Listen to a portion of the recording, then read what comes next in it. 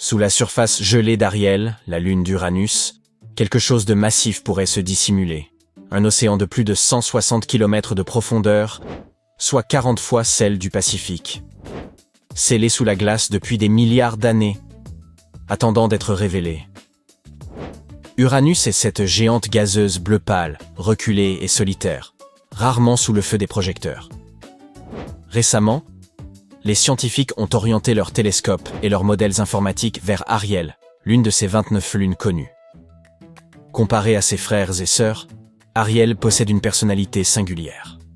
Lors du passage de la sonde Voyager 2 en 1986, elle a pris des photos montrant une surface étonnamment lisse, ponctuée de cratères, fractures et vallées. Ces détails n'ont d'intérêt que lorsque l'on comprend qu'ils révèlent une activité géologique. La Lune bougeait, se fissurait et se remodelait tout comme la Terre. Cela reste rare dans le système solaire externe, où la plupart des lunes ne sont que de silencieux blocs glacés, orbitant tranquillement autour de leur planète. L'étude de ces fractures, appelée grabens, a révélé un phénomène étrange.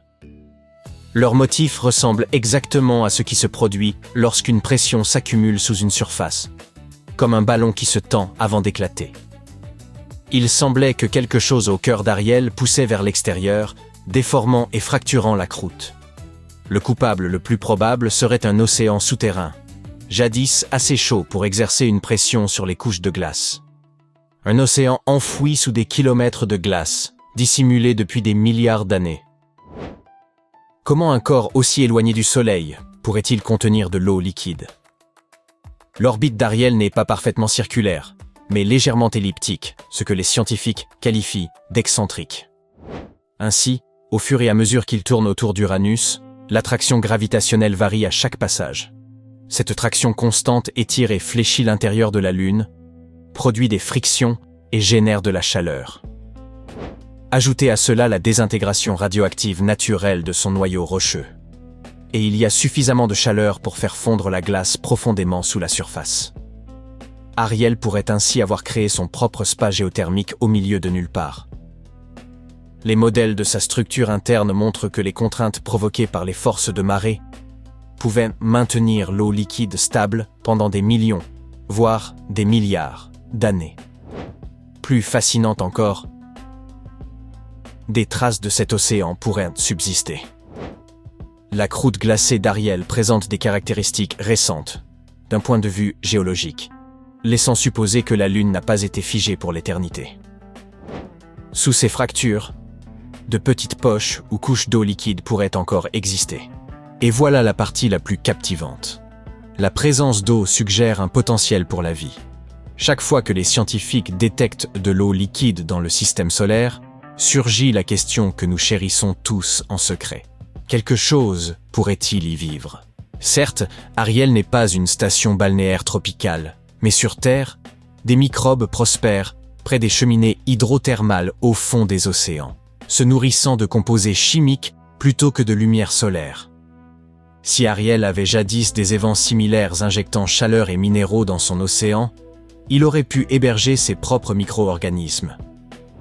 Et si cet océan a existé, il pourrait encore contenir du sel. Les chercheurs estiment que sels et ammoniac agiraient comme un antigel, maintenant l'eau liquide plus longtemps.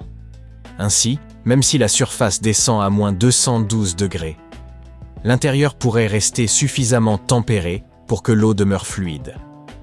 Avant que vous ne songiez à vous rendre sur Ariel, rappelons qu'il s'agit d'une lune en orbite autour d'une géante gazeuse située à environ 2,9 milliards de kilomètres de nous. La visiter n'est pas aussi simple que de réserver un billet d'avion. Voyager 2 est le seul engin spatial à s'en être approché, et cela remonte à presque 40 ans. Nous disposons de meilleures images des dunes de Mars que de la majorité des lunes uraniennes. Pour l'heure, les chercheurs doivent donc s'appuyer sur des simulations ingénieuses, les données des télescopes et une patience considérable. Pourtant, cette découverte est majeure. Pendant des décennies, nous avons considéré des lunes telles qu'Europe de Jupiter ou Encelade de Saturne comme les meilleurs exemples de mondes océaniques. Glacées, dotées d'océans souterrains, elles ont même révélé des panaches d'eau s'échappant dans l'espace. Désormais, Ariel rejoint ce club prestigieux. si une future mission vers Uranus est envisagée, Ariel constituerait une cible prioritaire pour l'exploration. Une autre destination qui mérite l'attention est Mimas, la lune de Saturne. Les savants pensaient jusque-là qu'il ne s'agissait que d'une boule de roche gelée, mais il pourrait receler un océan complet sous sa surface qu'un futur engin spatial pourrait détecter. Les chercheurs ont cartographié l'épaisseur de sa croûte glacée, ce qui permet d'estimer l'âge possible de l'océan et d'identifier les zones où la glace est la plus mince. Ces secteurs constituent les points les plus prometteurs pour de futures missions à la recherche d'eau liquide. Mimas ne ressemble guère à un monde océanique classique. En observant Europe ou Encelade, on distingue nettement fissures et crevasses dans leur manteau glacé. Mimas paraît lisse et tranquille, presque comme une bille flottant dans l'espace. Ces cratères semblent immuables, sculptés dans la roche plutôt que dans la glace. Rien n'évoque un monde océanique. Pourtant, il y a quelques années, les données de la sonde Cassini ont commencé à suggérer le contraire.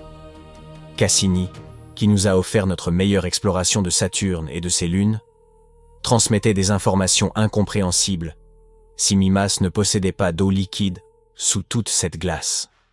Au fil des analyses, il est apparu qu'un océan naissant pourrait se tapir sous 19 à 30 km de glace solide.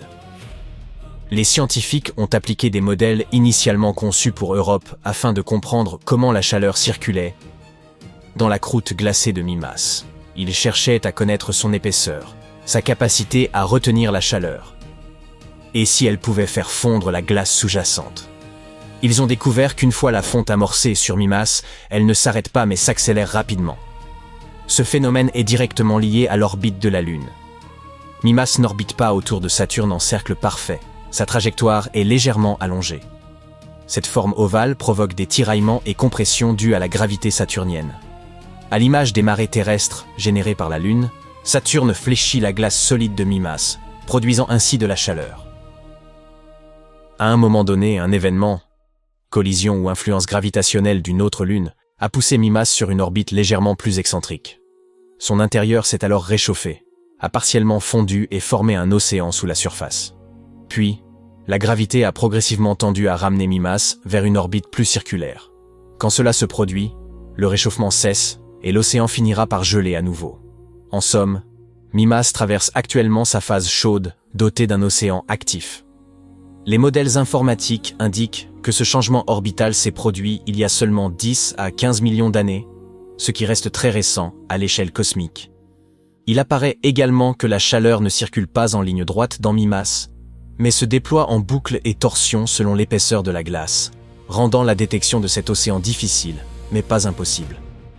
L'étude des mondes océaniques potentiels et de ceux que nous connaissons déjà avec certitude, tels qu'Europe, Encelade, Titan ou Callisto, revêt une importance capitale pour nous, sur Terre. Chaque fois que l'humanité découvre de l'eau liquide ailleurs, c'est comme retrouver une nouvelle version de l'élément même qui a rendu notre existence possible. Les océans terrestres ont engendré toute vie, y compris l'humanité. Comprendre comment les océans d'Europe ou d'Encelade restent liquides sans lumière solaire permet d'en apprendre davantage sur les sources hydrothermales terrestres, la chaleur et l'équilibre. De même, en modélisant la chimie de Titan, les scientifiques examinent ce que la Terre a pu être avant l'apparition de la vie.